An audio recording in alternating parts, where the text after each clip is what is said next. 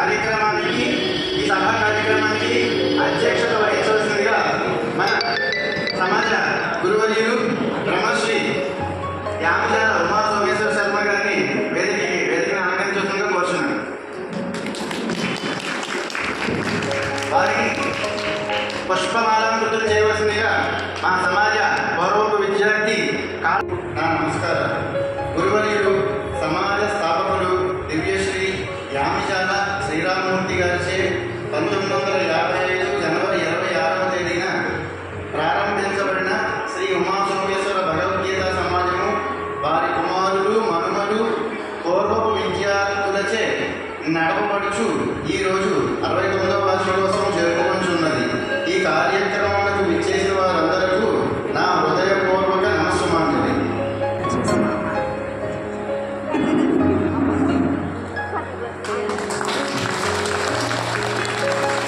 ఈనాటి కార్యక్రమానికి ఉపన్యాసకులుగా అక్షరగిరి బ్రహ్మశ్రీ తెన్నేటి లక్ష్మీ నరసింహమూర్తి గారిని వేదికను అలంకరించవలసిందిగా కోరుచున్నాను. వారి పుష్పమాలంకృతం చేయవలసిందిగా మా సమాజ గౌరవ విద్యార్థి బ్రహ్మశ్రీ యామజాల ఆంజనేయమూర్తి గారిని సీతారామాంజనేయ గారిని రావాల్సిందిగా కోరుచున్నాను.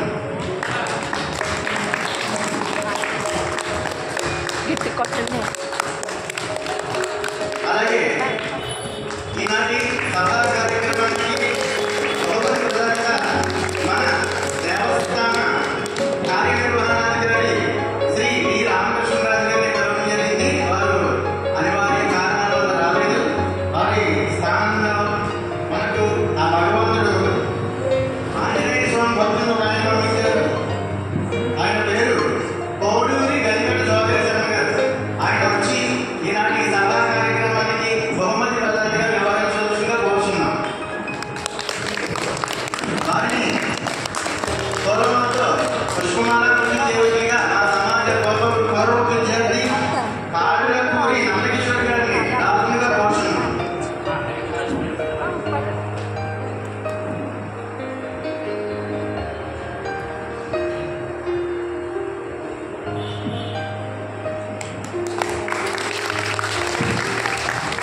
అలాగే బహుమతి గారి చిత్రపటానికి గౌరవాలు వేయాల్సిందిగా కోరుచున్నాం.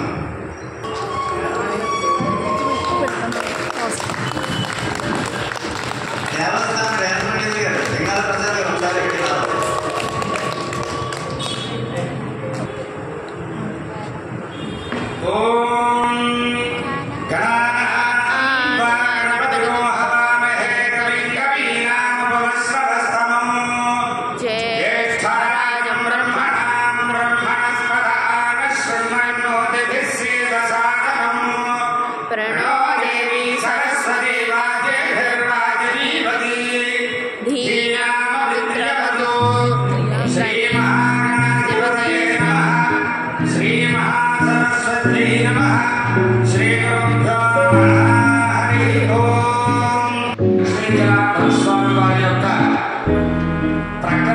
సమీపంలో భగవద్గీత సమాజం అని ఒకటి ఏర్పాటు చేసి మహాపురుషులు యామజాల శ్రీరామమూర్తి గారు వారి వంశం అలాగే వారందరూ కూడా వారి కుమారులు మానవులు ఈ గురుకుడి పరిసర సమీపంలో ఉన్నటువంటి విద్యార్థులకి ప్రతి ఒక్కరికి కూడా సాయంకాలం రోజు సమయంలో భగవద్గీతను ఉపదేశిస్తూ వారు సేవలో చాలా విశేషంగా ఇక్కడ ఈ క్షేత్రంలో వారి సేవని ఇలాగా మీరందరికీ భగవద్గీతను ఉపదేశిస్తూ వారికి సేవ చేస్తూ ఉన్నారు.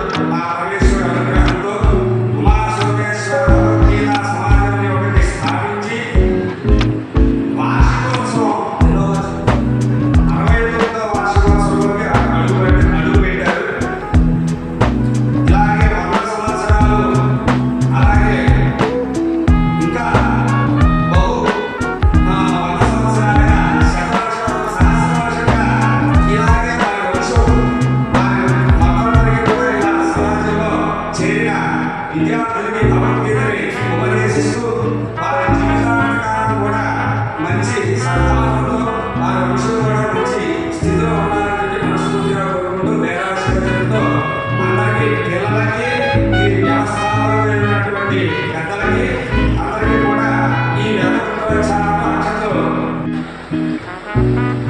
అందరికీ నమస్కారం. ముందుగా కృష్ణా మందే జగత్తు 69 ఏండ్ల బాలుడు పుట్టినరోజు చేసుకుంటున్నారు కదా. 69 ఏండ్ల బాలుడు పుట్టినరోజు చేసుకుంటున్నారు కదా. 69 సంవత్సరాలు వస్తే బాలుడు అంటున్నారేంటి అని అనుకోవచ్చు మేము. ఎందుకంటే సమాజం పేరు మీకు అందరికీ ఎదుర్కొంటా ఉన్నది. నిత్య నూతనం, నిత్య యవ్వనం, నిత్య సౌందర్యం అయినటువంటిది భగవద్గీత. వయసుతో, కాలంతో, ప్రాంతంతో సంబంధం లేనటువంటిది ఈ భగవద్గీత. అటువంటి భగవద్గీతను బోధిస్తున్నటువంటి ఈ సమాజం 69 ఏళ్ళ షాప్కి వెళ్ళాను. షాప్కి వెళ్ళేటప్పటికీ ఒక ఆయన లేచి కూర్చుని అక్కడి నుంచి బయటకు వచ్చి ఏం కావాలి సార్ అన్నాడు. ఏదో చిన్నది వెండి ఉంగరం కావాలి అని అడిగాను. అడిగితే ఇక్కడే మందుమారి కూర్చొని తీసుకొచ్చి వెండి ఉంగరం తీయమన్నాడు. అయిపోయింది. మేము అక్కడ ఉన్నాం. అక్కడ ఉన్నప్పుడే ఒక ఇద్దరు భార్యాభర్తలు ఇద్దరు ఒక మంచి అందమైన పెద్ద కారులో దిగారు. దిగగానే ఆ యజమాని ఇద్దరు గుమస్తారు వెళ్ళి డోర్ తీసుకుని లోపలంతా ఏసీ ఊళ్ళో తీసుకెళ్ళారు. వాళ్ళు ఏం కొన్నారు ఏంటనేది విషయం పక్కన పెట్టారు.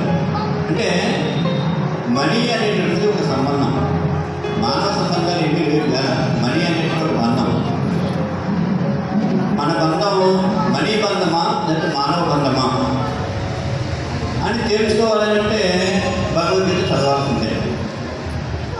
ఎన్నో విషయాలు ఉన్నాయి. ఇప్పుడు ఇలా చెప్పుకున్నట్లయితే మనకి శైలిలో విద్యార్థుల కోసం చెప్పేటువంటి ఉపన్యాసం చక్కగా బాగుందని అనుకుంటున్నాం.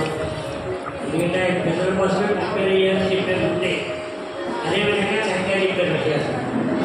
నేను ఒక 2 నిమిషాలు పిల్లలతో పాటు పెద్దలు కూడా ఉపయోగించేట్లా 2 మాటలు చెప్పి వెంటనే మన సమాజ విద్యార్థి